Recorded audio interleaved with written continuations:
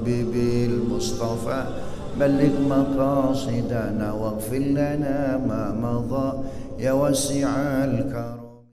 بسم الله الرحمن الرحيم. السلام عليكم ورحمة الله وبركاته. الحمد لله رب العالمين، والصلاة والسلام على أشرف الأنبياء والمرسلين سيدنا محمد وعلى آله وأصحابه أجمعين. فقال الله تعالى في كتابه الكريم: يا أيها الذين آمنوا اتقوا الله حق تقاته ولا تموتن إلا وأنتم مسلمون. سبحانك لا علم لنا إلا ما علمتنا إنك أنت العليم الحكيم. أما بعد. Jamaah sholat zuhur rahimakumullah, alhamdulillah. Hari ini kita berada di tanggal 19 bulan Desember 2024. Dan hari ini merupakan hari ke-439. Jadi sudah 14 bulan lebih berlangsungnya Ma'rakah Tufanul Aqsa atau perang Badai Al-Aqsa atau banjir Al-Aqsa di Ardul Mubarakah, bumi yang Allah berkahi, Baladus Syam, negeri Syam, khususnya Ardu Filistin, di bumi Palestina, dan lebih khusus lagi di Qita' Gaza, di jalur Gaza. Perang ini sampai detik ini tidak bisa diumumkan oleh pihak penjajah negara haram Israel bahwasanya mereka telah meraih kemenangan, karena memang mereka tidak menang. Tapi juga mereka tidak kunjung mengakui kekalahan, karena memang mereka tidak punya kebiasaan berbicara jujur. Jadi saudara sekalian rahimakumullah, sebelum kita melanjutkan pembahasan kita, mari kita renungkan kata-kata yang tercatat dalam sejarah, disampaikan oleh seorang beriman sekian abad yang lalu, yang diizinkan Allah memimpin umat Islam untuk membebaskan Masjidil Aqsa ketika dijajah oleh pihak Salibi Nasrani dari Eropa, yaitu Komandan Salahuddin Al-Ayyubi rahimahullah. Beliau pernah mengatakan, bagaimana mungkin aku bisa tersenyum sementara Masjid Al-Aqsa masih dalam keadaan terjajah dan dihinakan. Kata-kata ini sangat cocok untuk kita sekarang, karena kita sekarang mengalami zaman di mana kembali Masjid Al-Aqsa dijajah, hanya saja aktornya berbeda. Kalau di zaman Salahuddin Al-Ayyubi aktornya adalah kaum Salibi Nasrani, di zaman kita sekarang adalah kaum Zionis Yahudi.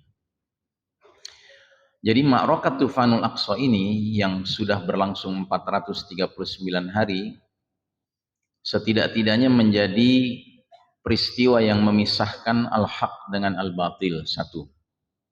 Yang kedua, ia merupakan tasdiqun nubuwah, pembuktian kebenaran nubuwah akan hadis ribat di Asqalan. Lalu yang ketiga, dia menyingkap hakikat fase mulkan jabariyatan. Kita akan jelaskan satu persatu. Yang pertama, memisahkan al-haq dengan al-batil. Ini sudah sering saya sampaikan, tapi tidak ada salahnya saya ulangi kembali. Dalam surat Al-Anfal ayat 41, Allah Subhanahu wa taala berfirman, Yaumal furqani yaumal taqal jama'an. Hari Furqan yaitu hari bertemunya dua pasukan. Ayat ini turun berkenaan dengan peristiwa Perang Badar. Perang Badar adalah perang paling pertama yang dialami generasi awal umat Islam, yaitu para sahabat, di mana dalam perang pertama itu panglima kaum muslimin langsung Nabi Muhammad sallallahu alaihi wasallam, dan ketika itu jumlah umat Islam yang memerangi kaum kafir musyrikin Quraisy sangat tidak berimbang. Waktu itu para sahabat yang ikut perang Badar hanya 313 personel. Sementara pihak musyrikin Quraisy kafir berjumlah 1000 personel. Jelas tidak seimbang. Bahkan ketika para sahabat mengalami perang Badar, persenjataan mereka sekedarnya saja. Sementara persenjataan musyrikin Quraisy kafir adalah persenjataan yang lengkap. Karena memang mereka ingin benar-benar memenangkan peperangan itu, sebab mereka sangat berambisi untuk melumat umat Islam. Namun dengan izin Allah, justru perang Badar ini menjadi perang yang membuktikan mana pihak yang benar, mana pihak yang batil. Dan Allah abadikan dalam surat Al-Anfal juga di ayat yang lain, yaitu ayat ke-7, liyuhiqqal haqqa wa yubtilal batila walau karihal mujrimun. Perang Badar ini Allah takdirkan terjadi karena Allah hendak membenarkan yang hak dan Allah hendak membatalkan yang batil, sekalipun kaum pendosa tidak menyukainya. Nah, jadi lewat ayat ini Allah abadikan peristiwa perang Badar itu sebagai hari di mana terlihat mana yang hak, mana yang batil. Itulah hari bertemunya dua pasukan, hari terjadinya peristiwa perang, ya. Nah, tapi tidak semua perang menghasilkan Yaumul Furqan, hari pemisahan hak dan batil. Contohnya perang dunia pertama, perang dunia kedua, itu perang antara orang kafir dengan orang kafir, nggak jelas siapa yang benar, siapa yang salah. Atau seperti yang sedang heboh sekarang di Eropa, perang antara Eropa, ada antara Ukraina dengan Rusia, sama-sama kafir, nggak jelas mana yang benar, mana yang salah. Tapi perang di Gaza, makin hari, makin pekan, makin bulan, semakin terlihat di mata dunia mana pihak yang hak dan mana pihak yang batil. Jadi semenjak 7 Oktober 2023 pecahnya Ma'rakatul Tufanul Aqsa, masyarakat dunia kian hari kian menyadari mana pihak yang terzalimi dan mana pihak yang menzalimi. Siapa yang berada di atas al-haq kebenaran dan siapa yang berada di atas al-batil kebatilan. Sehingga dua pelajaran ini menjadi mengemuka. Pelajaran pertama, barang siapa ingin belajar soal kesabaran, ketegaran, keimanan, tawakal hanya kepada Allah, hidup terhormat, bahkan mati mulia, silahkan dia belajar kepada bangsa muslim Palestina Gaza. Dan barang siapa ingin belajar soal kedustaan, keculasan, kepalsuan, kezaliman dan kesombongan, silahkan dia belajar kepada bangsa Zionis Yahudi Israel. Dunia makin sadar akan hal ini. Ini poin pertama. Poin kedua, Ma'rakatul Tufanul Aqsa di jalur Gaza yang sudah berlangsung 439 hari merupakan tasdiqun nubuwah, pembuktian kebenaran nubuwah Nabi, terutama hadis ribat di Asqalan. Hadisnya berbunyi sebagai berikut. Dari sahabat Abdullah ibnu Abbas radhiyallahu anhu, ia berkata bahwa Rasulullah sallallahu alaihi wasallam bersabda, "Awwalu hadzal amri nubuwatun wa rahmah." Awal urusan agama Islam ini ditandai dengan kenabian dan rahmah. Tsumma yakunu khilafatan wa rahmah. Kemudian berikutnya kekhalifahan dan rahmah. Tsumma mulkan wa rahmah. Selanjutnya kerajaan dan rahmah. Tsumma yatakadamuna 'alaiha takadumal hamir. Kemudian selanjutnya manusia akan saling memperebutkan kekuasaan kepemimpinan sebagaimana gigitan keledai. Dan pada masa itu diwajibkan atas kalian untuk berjihad. Dan sesungguhnya jihad kalian yang paling afdal di masa itu adalah ar-ribat, berjaga-jaga di tepi negeri. Sedangkan ribat kalian yang paling afdal di masa itu berlangsung di Asqalan. Jadi saudara sekalian rahimakumullah, lewat hadis ini termasuk hadis min alamatis sa'ah, ya. Hadis di antara tanda-tanda sudah dekatnya hari kiamat. Nabi menjelaskan perjalanan umat ini fase demi fase. Dan yang menariknya Nabi menjadikan faktor perpindahan fase itu adalah kriteria kepemimpinan yang berlangsung. Jadi kata Nabi, awal mula agama Islam ini kepemimpinannya adalah kenabian. Sudah berlalu. Dan pada fase itu rahmat Allah tercurah kepada umat ini. Sesudah kenabian datang kekhalifahan. Ini pun mendatangkan rahmat Allah. Sesudah itu datang kerajaan-kerajaan Islam. Ini pun masih mendatangkan rahmat Allah. Dan kerajaan Islam terakhir itu adalah tahun 1924, ditandai dengan berakhirnya Kesultanan Utsmani Turki. Nah sesudah itu, kata Nabi, datanglah suatu keadaan, suatu masa, suatu zaman, di mana manusia dalam konteks mendapatkan kekuasaan, kepemimpinan, itu mendapatkannya ibarat gigitan keledai. Ya, nanti kita akan bahas nih gigitan keledai ini. Nah jika era itu sudah datang, kata Nabi, maka kewajiban kita umat Islam sedunia, bukan hanya umat Islam di wilayah tertentu atau kelompok tertentu, adalah berjihad. Tetapi jihad yang dimaksud oleh Nabi lebih spesifik lagi, yaitu ar-ribat, berjaga-jaga di perbatasan negeri, jangan sampai musuh infiltrasi masuk ke dalam negeri kaum muslimin, menjarah negeri kaum muslimin. Dan lebih spesifik lagi Nabi mengatakan ribat yang paling afdol berlangsung di Askolan. Nah, di Askolan ini di mana? Nanti kita bahas ya. Sudah kita bahas sih sebenarnya, tapi untuk mengingatkan kembali saja. Nah, yang jelas wilayah yang hari ini menunjukkan masyarakatnya, warganya, penduduknya sangat serius dalam melakukan ribat, menjaga perbatasan negerinya adalah warga Gaza. Tidak ada warga di muka bumi hari ini yang rela untuk menjaga negerinya dari infiltrasi musuh lebih hebat daripada warga Gaza. Ya bayangkan, mereka sekarang sudah sampai berapa ini? Sudah 51.000 barangkali yang tercatat syahid, insya Allah. Belum lagi yang tidak ditemukan di dalam reruntuhan-reruntuhan itu ratusan ribu itu. Mungkin sudah 150.000.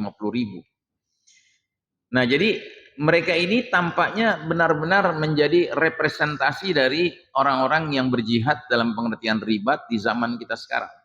Dan ini tidak ada perbedaan dalam umur, ya, sampai anak kecilnya pun menjadi ahli ribat yang sejati.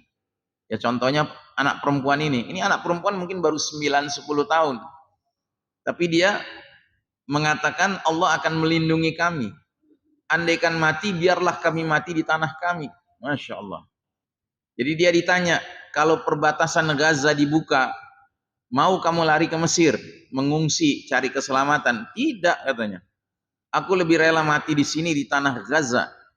Para syuhada itu ada di pihak Allah Rabbul Alamin. Mereka hendak mengusir kami, apapun yang terjadi kami tidak akan pergi, kami akan terus bertahan. Sebagaimana juga anak kecil ini, laki-laki ini, mungkin baru 8 tahun ini, dia ahli ribat sejati dia. Dia mengatakan, even if they open the borders, we won't leave. You all go to Sinai, we will not go. Sekalipun mereka buka perbatasan, kami nggak akan tinggalkan Gaza. Silahkan kalian pergi ke Sinai kalau mau, kami tidak akan pergi. We'd rather die here as martyrs than be humiliated by other countries. Kami lebih baik mati syahid di sini daripada terhina di mata bangsa-bangsa lain karena lari meninggalkan negeri. Masya Allah. Nah karenanya sekarang kita coba jawab pertanyaan, Askolan itu di mana? Ternyata Askolan itu merupakan satu kota di Palestina yang lokasinya jaraknya 13,5 km di luar perbatasan paling utara dari Gaza. Jadi ini wilayah Gaza ini dari Jabaliyah sampai Rafah, ini wilayah Gaza. Ada 5 bagian. Bagian paling utara namanya wilayah Jabaliyah. Terus ada wilayah Gaza yang sering disebut Gaza City, kota Gazanya itu sendiri. Kemudian ada wilayah Deir al-Balah, ada wilayah Khan Yunis. Lalu yang paling selatan yang langsung bertemu berbatasan dengan Mesir adalah Rafah. Nah, jadi memang kota Askolan kalau dilihat dengan peta dunia sekarang, dia di luar Gaza, Pak. Tapi yang menarik, Imam Syafi'i lahir di Gaza. Tapi kalau dia ditanya orang, kamu orang mana? Jawabannya adalah, aku orang Askolan. Kenapa demikian? Saya pernah ketemu sama orang Palestina asli. Dia mimpin sholat subuh, waktu itu saya kuliah subuh di masjid tersebut di Cibubur. Dia jelaskan, perumpamaan Askolan dengan Gaza itu seperti provinsi Jawa Barat, ibu kotanya Bandung. Kalau ada orang datang dari Tasik, dari Garut, kita tanya kamu orang mana? Kadang-kadang dia jawab orang Tasik, kadang-kadang dia jawab orang Bandung. Itu biasa. Sama aja kayak dua negara sedang berseteru. Misalnya Amerika dengan Rusia sedang tegang. Itu biasanya di media itu disebutnya Moskow dengan Washington sedang tegang, kan begitu. Ya. Nah jadi hadis Nabi sedang mengarahkan kita untuk menyadari bahwa ribat di Asqalan itu maksudnya ya ribat di Gaza yang sekarang sedang terjadi ini. Makanya saya katakan bahwa peristiwa Ma'rakatul Tufanul Aqsa yang sudah berlangsung 439 hari ini menjadi bukti kebenaran hadis ribat di Asqalan tadi. Poin yang ketiga, Ma'rakatul Tufanul Aqsa di jalur Gaza menyingkap hakikat fase mulkan jabriyatan. Nah, apa ini fase mulkan jabriyatan? Ini terkait dengan hadis lain tentang periodisasi perjalanan umat Islam atau ringkasan sejarah umat Islam. Jadi dalam satu hadis Nabi pernah menerangkan bahwa umat ini sejak dari awal Nabi diutus sampai berakhir umurnya sebelum kiamat terjadi akan mengalami 5 periode. Dan periode demi periode sudah kita lalui dan kita yang hidup sekarang ini sedang menjalani periode keempat. Ya, makanya wajar kalau banyak pembahasan-pembahasan tentang sudah dekatnya kiamat. Karena memang kita sudah di periode keempat. Bayangkan Pak, dari jumlah periode yang cuma 5. Nah apa bunyi periode demi periode ini? Ini bahasa Arabnya ya, silahkan yang mau mencatat. Tapi kalau kita lihat terjemahannya, Nabi bersabda, kalian umat Islam akan mengalami fase kenabian selama masa yang Allah kehendaki. Kemudian ketika Allah berkehendak, fase pertama itu pun berlalu. Untuk kemudian datanglah fase kedua, yaitu fase khilafah ala minhajin nubuwah, kekhalifahan yang mengikuti metode kenabian dalam hal kepemimpinannya selama masa yang Allah kehendaki. Kemudian ketika Allah sudah berkehendak, fase kedua itu pun berlalu. Untuk kemudian datanglah fase ketiga, namanya fase mulkan abdan, raja-raja menggigit. Selama masa yang Allah kehendaki, kemudian ketika Allah sudah berkehendak, fase ketiga itu pun berlalu. Untuk kemudian datanglah fase keempat, yang sedang kita jalani sekarang. Apa kata Nabi nama fase keempat ini? Fase mulkan jabriyatan. Fase para penguasa yang memaksakan kehendak mereka. Selama masa yang Allah kehendaki, kemudian ketika Allah berkehendak, fase keempat itu pun berlalu. Sekarang belum berlalu, kita sedang berada di dalamnya. Tapi Nabi mengatakan, pada waktu Allah nanti berkehendak, fase ini pun akan berlalu. Untuk kemudian datanglah fase terakhir, fase kelima, yang namanya sama dengan fase kedua, yaitu fase khilafah ala minhajin nubuwah, kekhalifahan yang mengikuti metode kenabian. Tsumma sakata, kemudian Nabi diam. Para ahli hadis mengatakan kemudian Nabi diam merupakan isyarat sampai disitulah umur umat Islam. Tidak lama lagi dunia berakhir, kiamat berlangsung, selesai jalan ceritanya. Nah jadi kalau kita sandingkan kedua hadis ini, hadis ribat di Asqalan dengan hadis periodisasi, maka fase demi fase 1, 2, 3 itu sama. Di hadis ribat Asqalan, Nabi mengatakan fase pertama namanya fase nubuah yang mendatangkan rahmat Allah. Dan memang hadis periodisasi menyebutkan fase pertama fase kenabian. Fase kedua dalam hadis ribat di Asqalan disebut khilafah yang mendatangkan rahmat Allah. Nah dalam hadis periodisasi disebutnya fase kekhalifahan yang mengikuti cara Nabi memimpin. Yaitu zaman Abu Bakar, Umar, Utsman, dan Ali. Sedangkan fase ketiga dalam hadis ribat di Asqalan disebut fase kerajaan yang mendatangkan rahmat Allah. Sedangkan dalam hadis periodisasi disebut fase raja-raja menggigit. Menggigit apa? Menggigit Al-Quran dan Sunnah. Dan inilah fase yang paling panjang. Ya, ditandai dengan kerajaan Islam silih berganti, jatuh bangun. Tapi ada 3 yang menonjol. Kerajaan keluarga Umayyah, kerajaan keluarga Abbasiyah, dan Kesultanan Utsmani Turki. Nah sesudah itu, di hadis ribat Asqalan, Nabi menggambarkan kelakuan manusia dalam konteks kepemimpinan. Kata Nabi, selanjutnya manusia akan memperebutkan kekuasaan kepemimpinan sebagaimana gigitan keledai. Sementara di hadis periodisasi disebutkan fase keempat ini namanya fase mulkan jabriyatan, fase para penguasa yang memaksakan kehendak. Dan ini menjadi sangat nyambung, Pak.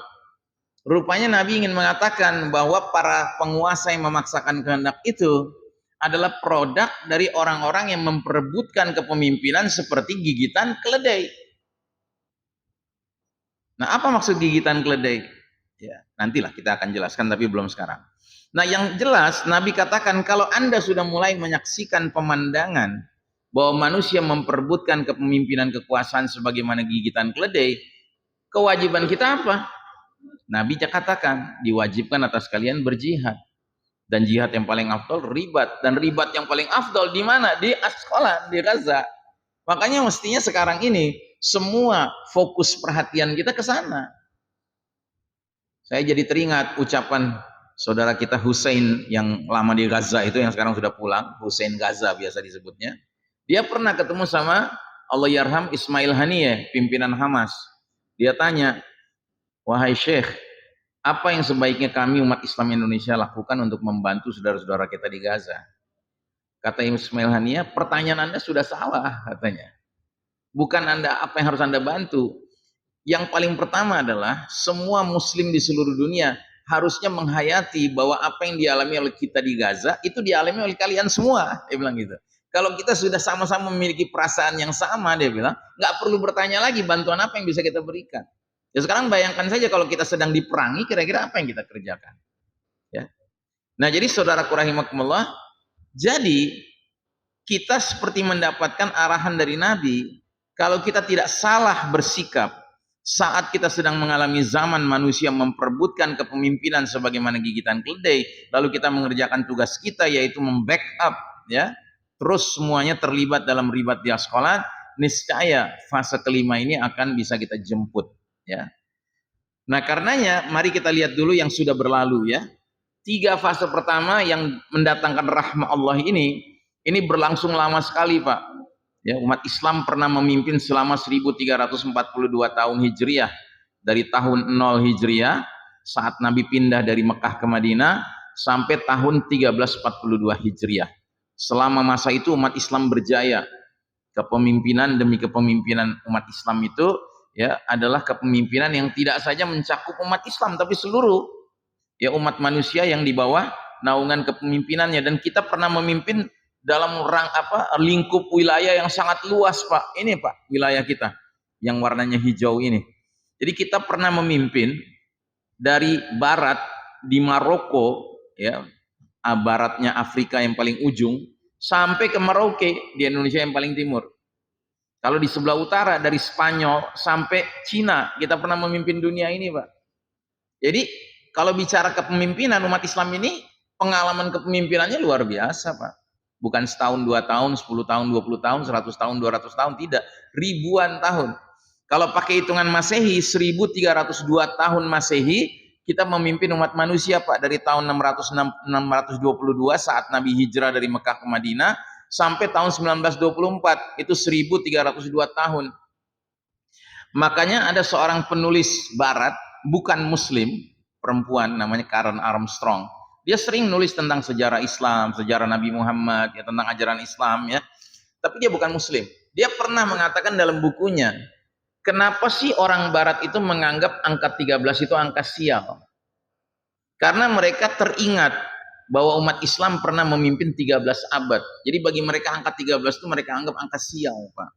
Karena jadi teringat. Dan mereka sebel, mereka kesel umat Islam mimpin selama itu, ya. Cuman anehnya ya gitu, sepanjang Jalan Sudirman sampai Jalan Tamrin, gedung-gedung perkantoran kita nggak ada lantai 13-nya. Itu anehnya kan? Ya, ngakunya kita bukan orang barat, tapi kita terpengaruh dengan syirik barat.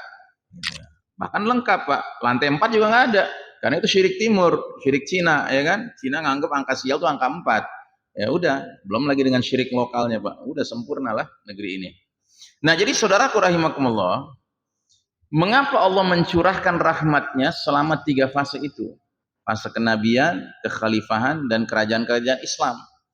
Karena selama 3 fase itu, ulil amri di antara kalian, para pemimpin di antara kalian, di ketiga fase itu memenuhi standar Quran dan Sunnah. Dan standar itu dijelaskan di surat An-Nisa ayat 59. Allah berfirman, ya ayyuhalladzina amanu atiullaha wa atiur rasula wa ulil amri minkum. Hai orang-orang beriman, taatilah Allah dan taatilah Rasulnya dan ulil amri di antara kalian. Ulil amri itu artinya para pemimpin di antara kalian. Nah ini menarik Pak. Seorang ulama dari Suriah namanya Ali As-Sabuni rahimahullah dalam kitab tafsirnya mengajukan pertanyaan, kenapa di depan Allah ada taatilah, di depan Rasul ada taatilah, tapi di depan ulil amri di antara kalian nggak ada taatilah kan? Nah dijelaskan sama beliau, karena bagi seorang muslim mentaati Allah, mentaati Rasul sifatnya mutlak Pak, nggak boleh ada negosiasi tawar menawar. Tapi yang namanya mentaati pemimpin di antara kalian sifatnya bersyarat. Kalau syaratnya terpenuhi, wajib kita taat. Tapi kalau nggak terpenuhi, nggak ada kewajiban kita taat. Nah apa syaratnya? Syaratnya ada dua. Di mana kita temukannya? Di ayat ini. Apa syarat pertama? Syarat pertama, ulil amri itu harus minkum di antara kalian. Di antara kalian tuh kembalinya kemana? Ke awal ayat. Hai orang-orang beriman. Jadi kita, kaum muslimin ini, hanya boleh taat pada pemimpin kalau pemimpin itu dari kalangan kita, kalangan orang beriman. Kalau enggak, ya enggak ada kewajiban mentaatinya. Contohnya saudara-saudara kita muslimin yang tinggal di Amerika. Dipimpin sama Joe Biden, kafir kan? Atau nanti Trump setelah 20 Januari. Kafir dia. Enggak ada kewajiban mentaati kepada presidennya di sana. Tapi bukan berarti terus bikin kekacauan, enggak. Tapi enggak ada kewajiban. Kenapa? Karena dia kafir. Orang kafir mau ngajak kita kemana? Dia tahu apa mengenai surga dan akhirat, apa surga dan neraka? Dia nggak tahu apa-apa. Nah, tapi itu baru syarat pertama, Pak. Dan alhamdulillah teman-teman kita yang udah sering ngaji udah cukup ngerti lah ada syarat ini. Cuma sayangnya ngertinya cuma syarat ini. Padahal ada syarat kedua. Di mana kita temukan? Di ayat ini juga. Apa itu syarat kedua? Inilah lanjutannya. Allah berfirman, fa in tanaza'tum fi syai'in farudduhu ilallahi war rasul. Dan jika kalian berlainan pendapat tentang suatu urusan, suatu perkara, kembalikanlah urusan itu kepada Allah yaitu Al-Qur'an dan kepada Rasul yaitu sunnahnya. Jadi syarat pemimpin itu boleh ditaati, syarat kedua, bahwa pemimpin ini dalam menyelesaikan semua urusan, baik kecil apalagi besar, tidak mencari solusi kecuali kepada Quran dan Sunnah, kepada Allah dan Rasulnya. Bahkan di ayat ini sampai Allah katakan, in kuntum tu'minuna billahi wal yawmil akhir, jika kamu benar-benar beriman kepada Allah dan hari kemudian. Sehingga Ibnu Katsir dalam kitab tafsirnya sampai mengomentari, dia bilang, berarti kalau ada satu masyarakat ngaku beriman, ngaku kaum muslimin, ya, tapi rela punya pemimpin yang menyelesaikan perkara nggak kembali pada Quran dan Sunnah, maka masyarakat itu bohong dalam pengakuan berimannya. Karena kalau dia benar-benar beriman, dia nggak akan rela punya pemimpin kecuali pemimpin yang menyelesaikan semua perkara kembali kepada Allah dan Rasulnya. Jelas ya? Sampai sini jelas? Nah, jadi selama 3 fase itu, semua pemimpin yang ada tuh demikian. Sekalipun khususnya di zaman raja-raja, kerajaan-kerajaan Islam, itu kan disebutnya mulkan abdan, raja-raja yang menggigit. Menggigit apa? Quran dan Sunnah. Kadang-kadang gigitannya kenceng, kadang-kadang gigitannya lemah. Nah, kalau lagi kenceng gigitannya, jadilah dia pemimpin yang benar-benar terasa memimpin dengan nilai-nilai Quran dan Sunnah. Tapi kalau dia rada lemah gigitannya, ya terasa juga dia pemimpin yang kadang-kadang zalim. Itu nggak bisa kita pungkiri, Pak. Tapi setidak-tidaknya dia sudah menyampaikan bahwa semua perkara akan dikembalikan kepada petunjuk Allah dan petunjuk Rasul. Karena begitulah yang Nabi ajarkan kepada kita. Taraktu fikum amraini lan tadillu ma tamassaktum bihima kitaballahi was sunnata rasulihi. Kutinggalkan kalian 2 perkara untuk kalian dan kalian tidak akan sesat selama-lamanya selagi kalian berpegang teguh pada kedua perkara itu, yaitu Al-Quran dan Sunnahku. Ya, jelas ya? Baik.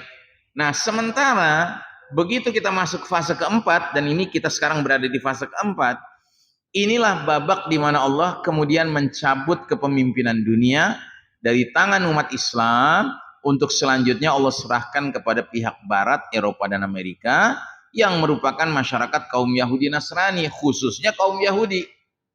Mereka yang mimpin dunia sekarang.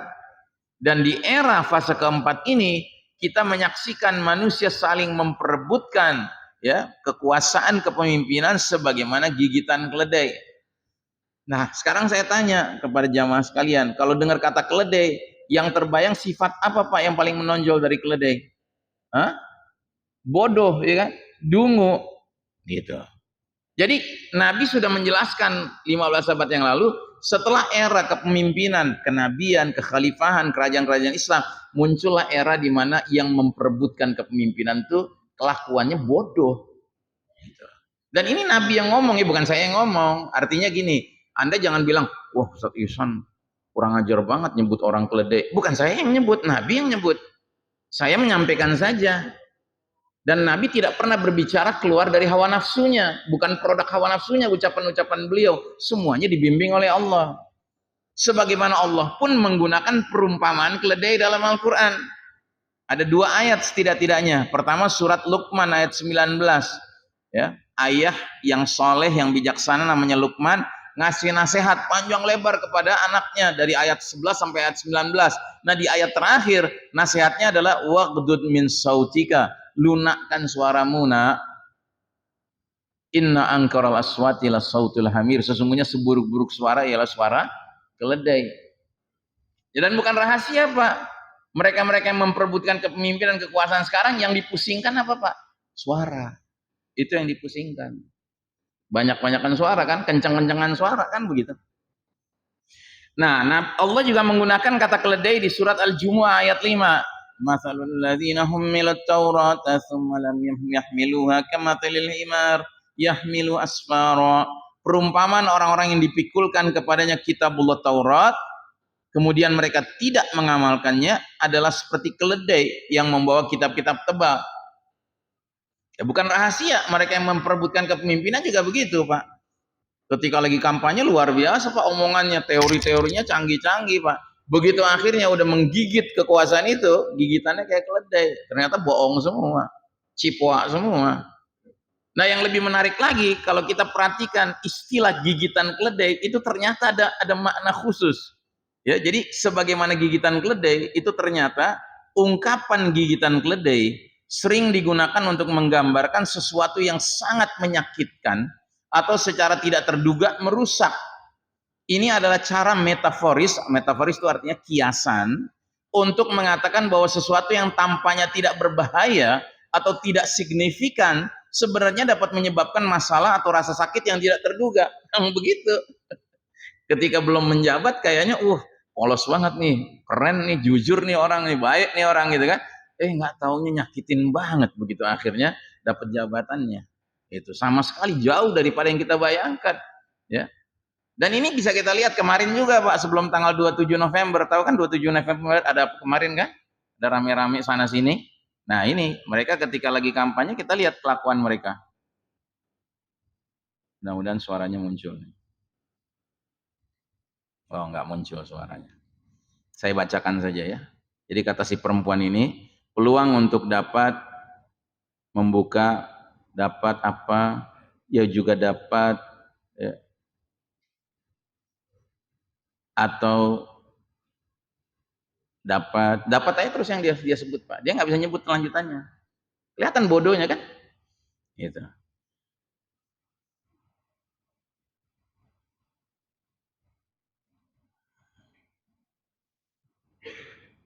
Sebutkan nama desa-desa di Taliabu sebelah utara dengan program apa yang layak di desa setelah nomor urut 1 nanti terpilih. Jawabannya apa? Oh bukan, ini yang saya cintai istri saya dan istri calon wakil bupati. Yang bener aja dia nyebut mencintai kepada istri orang.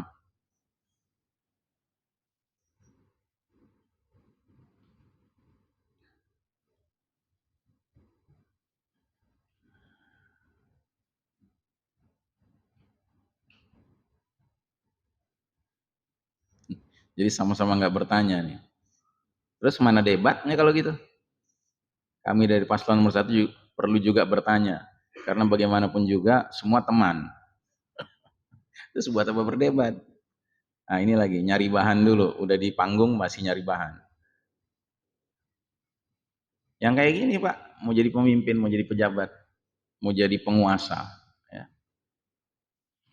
Nah ini yang paling penting. Kita nanti ke depan tidak boleh lagi membedakan antara perempuan dan wanita. Nah, udah sempurna deh. Ya. Nah jadi saudara sekalian rahimakumullah, Nabi Muhammad SAW sampai mengeluarkan pernyataan tentang kepemimpinan ini yang bunyinya innakum satahrisuna alal imarah wa innaha satakunu nadamatan wa hasratan yaumal qiyamah. Kalian akan berambisi memperebutkan kepemimpinan kekuasaan. Padahal kepemimpinan kekuasaan itu akan menjadi penyesalan dan kesedihan di hari kiamat.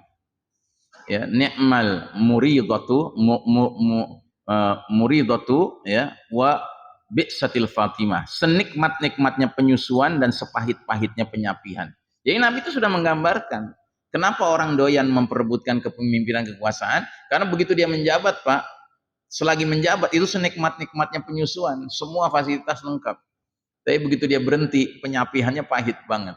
Gitu. Makanya kalau dia berkuasa, kalau perlu dia bikin aturan gimana caranya bisa langgeng kekuasaannya. Dia ingin memperpanjang terus. Karena nikmat betul mengalami penyusuannya, sementara pahit betul mengalami penyapihannya.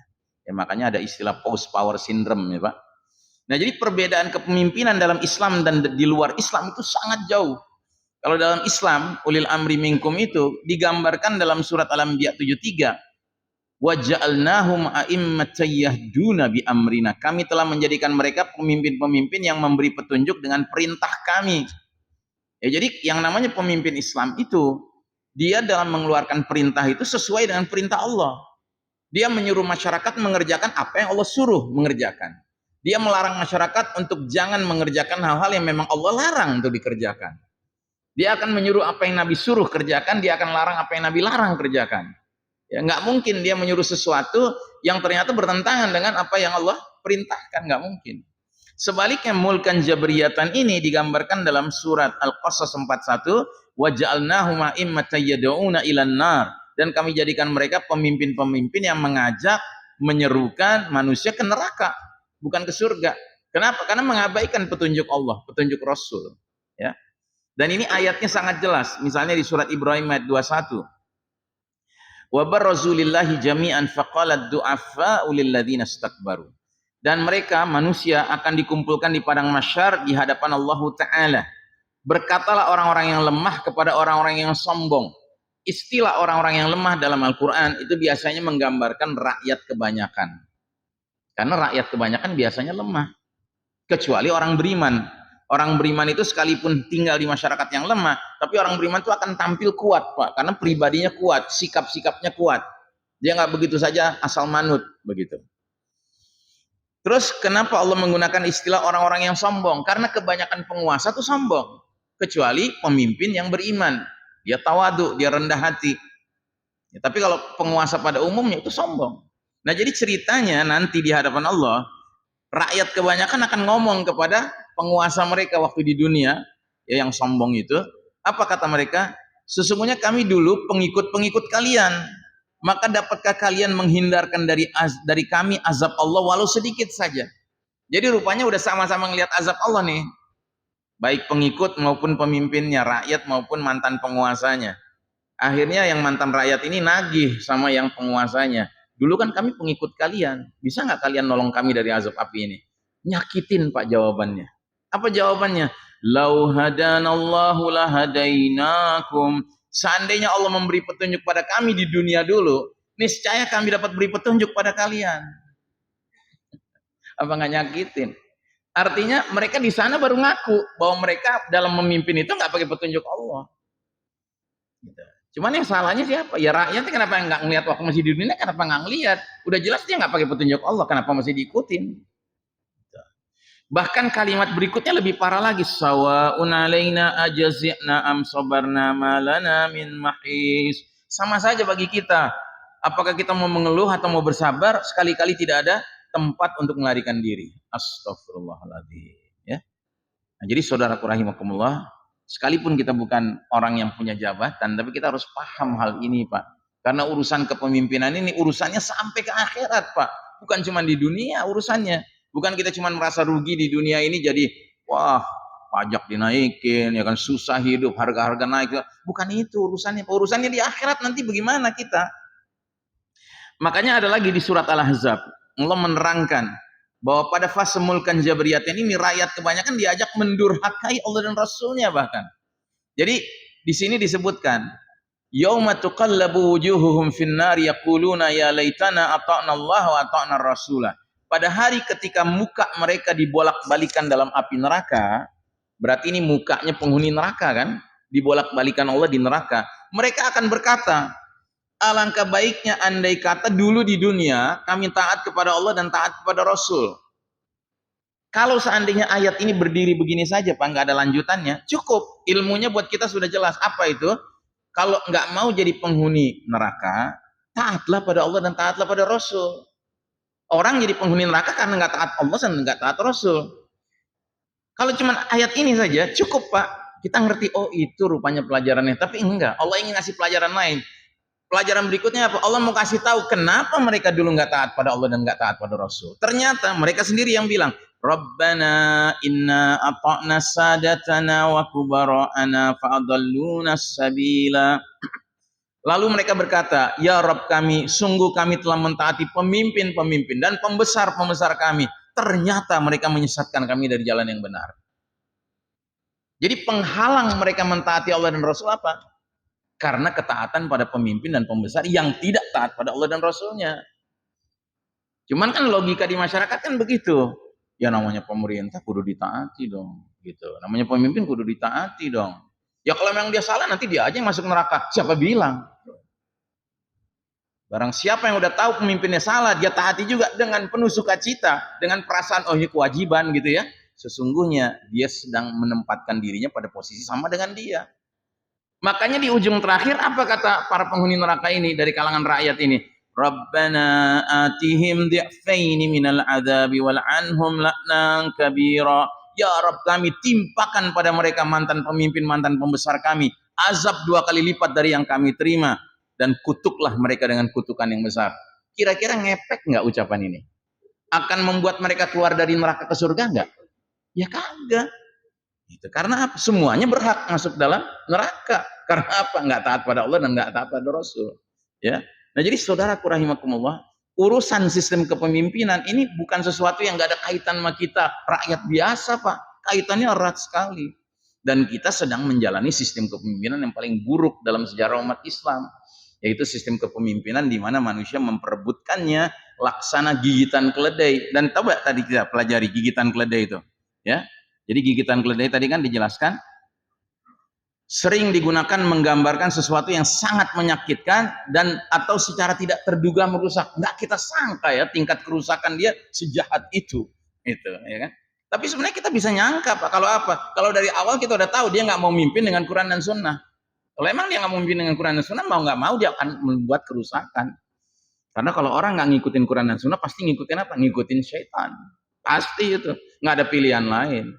Karena bahasa Al-Quran demikian. Atau ikut Allah, atau ikut Tagut. Tagut itu syaitan. Baik. Nah jadi saudaraku rahimakumullah, kita lanjutkan. Jadi sistem di fase mulkan jabriyatan ini, di semua bidang kehidupan ini sudah mengalami fitnah, Pak. Di bidang ideologi ada fitnahnya, yaitu faham sekularisme, pluralisme, liberalisme, komunisme. Di bidang politik sudah ada fitnahnya, yaitu praktek politik Machiavelli. Machiavelli itu artinya tujuan menghalalkan segala cara. Ya, kemudian faham Demoskratus, ini bahasa aslinya, Pak. Ya kalau bahasa sehari-harinya kita udah tahu kan, demokrasi kan gitu. Ya, sebuah konsep yang menanamkan kedaulatan di tangan selain Allah. Bagi orang beriman nggak ada kedaulatan kecuali di tangan Allah. Masa di tangan manusia kedaulatan? Ya, sekalipun manusia itu kumpulan orang-orang baik gitu, tapi nggak bisa kedaulatan bukan di tangan mereka, di tangan Allah. Ekonomi, kapitalisme dan praktek ribawi. Di bidang sosial, faham individualisme, orang mikirin nafsi-nafsi sendiri-sendiri. Ya, kalau dalam skala pribadi, kalau dalam skala kolektivitas, faham nasionalisme. Sebuah faham yang juga nggak ada dasarnya dalam ajaran Islam. Dan justru karena nasionalisme inilah sekarang terhalang saudara-saudara kita di Palestina dibantu sama saudara-saudara muslimnya di negara-negara lain. Karena apa? Masing-masing negara mengatakan, wah itu kan bukan urusan kita, itu kepentingan nggak sesuai dengan kepentingan nasional kita. Ngapain kita bantu mereka? Kan bangsa lain. Ya. Di bidang hiburan, faham hedonisme. Hedonisme itu artinya nafsu telah menjadi Tuhan, menjadi ilah. Ya. Semua hiburan arahnya ke arah fiktor, pikiran kotor, bukan zikrullah, bukan mengingat Allah. Di bidang hukum, ya, hukum yang berlaku man-made laws, hukum bikinan manusia, yang dalam bahasa Al-Quran disebutnya hukum jahiliyah. Karena dalam Al-Quran itu ada ayat surat 5 ayat 50, surat Al-Maidah ayat 50, yang bunyinya afa hukmal jahiliyati yabghun wa man ahsanu minallahi hukman liqaumi yuqinun. Apakah hukum jahiliyah yang manusia keinginkan, dan hukum siapakah yang lebih baik daripada hukum Allah bagi kaum yang yakin? Jadi dalam ayat ini Allah coba mengatakan ada dua pilihan hukum, Pak. Kalau bukan hukum Allah, hukum Islam, hukum jahiliyah. Dan nggak bisa kita mengatakan, ya Ustadz walaupun jahiliyah tapi kan hukum Islam juga ada di dalamnya, gitu ya. Nggak bisa, Pak. Ya, atau pilih ini atau pilih itu. Nggak ada ceritanya hukum jahiliyah yang ke Islam-Islaman atau hukuman Islam yang ke jahiliyah-jahiliyahan, yang nggak ada. Ya, itu namanya campur aduk. Kemudian di bidang pendidikan, fahamnya materialisme. Makanya semua orang berlomba-lomba mengejar akreditasi atau keberhasilan akademis, tujuannya materi, bukan tujuannya untuk menyebarluaskan ilmu yang bermanfaat dunia akhirat. Di bidang keluarga, disebarluaskanlah ajaran liberalisasi wanita. Wanita itu ditanamkan keinginannya untuk not stay at home. Padahal bahasa Al-Quran justru wanita itu sepatutnya stay at home. Ya, karena wanita itu dan kimak, komandan kopi markas, Pak. Ya kan, mestinya dia yang jadi ratu di dalam rumah, begitu. Dan di bidang informasi, sekarang ini informasi itu, media itu bukan lagi penyebar sekedar berita, tapi menjadi alat pembentuk opini. Ya, seperti yang kita dengar sekarang semenjak jatuhnya rezim kejam Bashar Assad di Suriah. Oh, begitu banyak narasi di media yang ingin menggambarkan betapa para pejuang-pejuang itu adalah pemberontak. Istilahnya itu pemberontak, Pak. Ya, seolah-olah menggambarkan negatif. Padahal justru mereka inilah penyelamat Suriah. Ya, sekarang rakyat Suriah gembiranya luar biasa karena ya si Taugut ini, ya si rezim yang jahat ini sudah dijatuhkan, ditumbangkan. Ya. Padahal mereka sudah puluhan tahun hidup di dalam kondisi yang mengerikan, Pak. Ya. Nah, tapi kan media sekarang digunakan sebagai alat pembentukan opini. Sehingga banyak di antara kita bahkan yang curiga dengan apa yang terjadi di Suriah sekarang. Padahal mestinya kita semua bergembira. Sebagaimana saudara-saudara kita di Palestina saja bisa bergembira apa yang terjadi dengan di Suriah. Ya. Nah, kemudian di bidang medis farmasi, yang berkembang adalah logika obat-obatan kimiawi yang banyak mengandung kandungan zat-zat haram.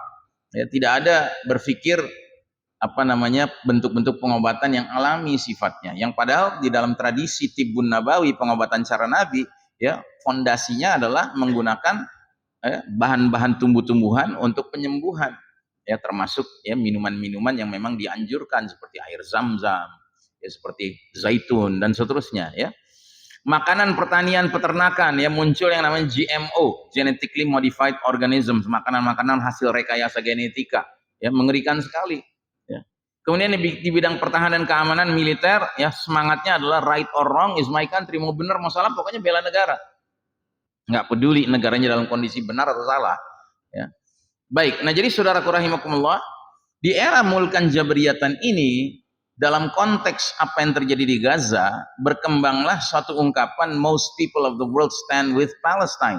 Kebanyakan rakyat dunia berpihaknya kepada Palestina. Ini tanpa kecuali. Bukan hanya rakyat dunia di dunia Islam, tapi di dunia Barat bahkan mereka lebih hebat lagi demo-demo pro-Palestina.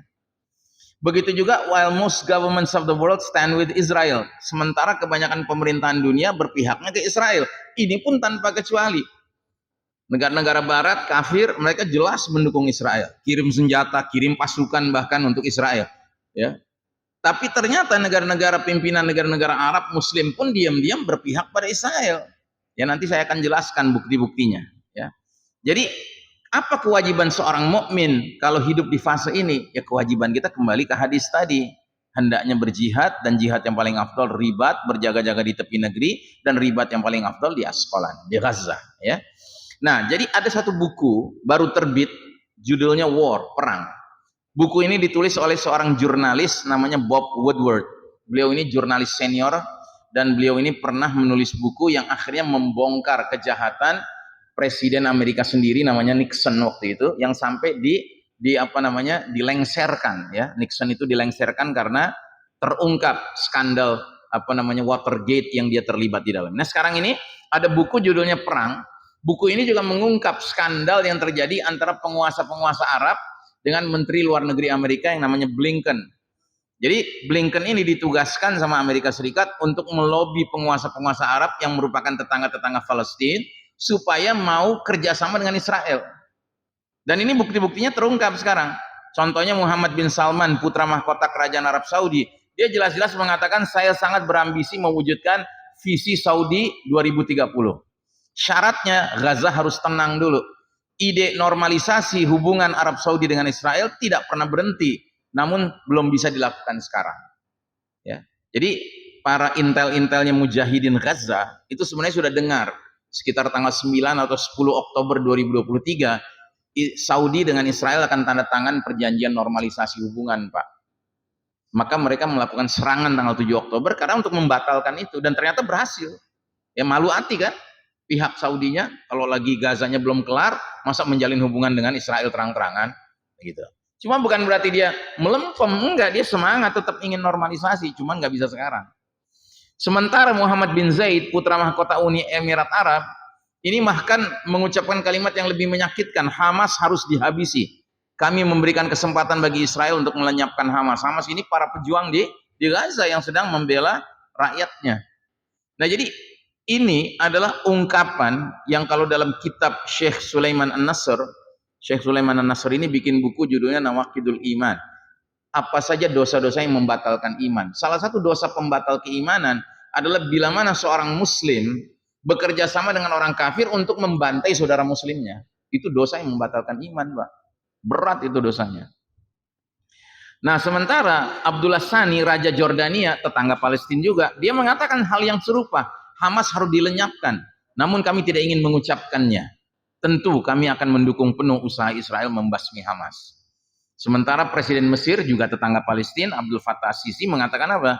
Mesir siap menempatkan militernya di Gaza pasca Hamas dilenyapkan, tapi dengan syarat Amerika harus bersama kami. Ya memang anteknya Amerika. Nah, jadi kesimpulan terakhir, kita boleh bersangka baik kepada Allah. Ribat di Askolan atau Ma'rokah Tufanul Aqsa inilah yang akan menjadi pintu gerbang menuju fase kelima. Karenanya kita sekarang cuma punya dua pilihan, Pak. Atau menjadi orang beriman yang dengan penuh keyakinan ingin menjemput fase kelima, atau menjadi orang muslim biasa yang sadar tidak sadar mengawetkan fase keempat. Silakan pilih, silakan tentukan posisi kita di mana. Kalau posisi kita ingin tetap mengawetkan fase keempat, ya nanti di hadapan Allah kita harus bertanggung jawab. Begitu. Dan jangan salah, kalau kita berposisi ingin menjemput fase kelima, bukan berarti harus mengalami fase kelima. Nggak apa-apa, Pak, kita nggak mengalami fase kelima. Siapa tahu memang umur kita nggak sampai ke situ. Tapi yang penting kita sudah mengambil posisi yang benar. Sehingga nanti kita bisa bilang sama Allah. Ketika Allah bilang, kenapa kamu nggak berhasil menegakkan fase kelima? Ya Allah, soal keberhasilan urusan engkau, ya Allah. Dan tugas kami cuma usaha saja. Nah, jadi saudaraku rahimakumullah, inilah kaji kita pada kesempatan kali ini. Jadi sekali lagi sesuai judulnya, Ma'rokah Tufanul Aqsa, menyingkap fase mulkan Jabariyah di mana kita sedang berada saat ini. Mudah-mudahan apa yang kami sampaikan ini memberikan manfaat dunia akhirat untuk kita bersama. Saya cukupkan, wassallallahu ala nabiyyina Muhammadin wa ala alihi washabbihi ajmain. Walhamdulillahirabbil alamin. Wassalamualaikum warahmatullahi wabarakatuh. عظام يا ربي بالمصطفى بلغ مقاصدنا واغفر لنا ما مضى يا واسع الكرم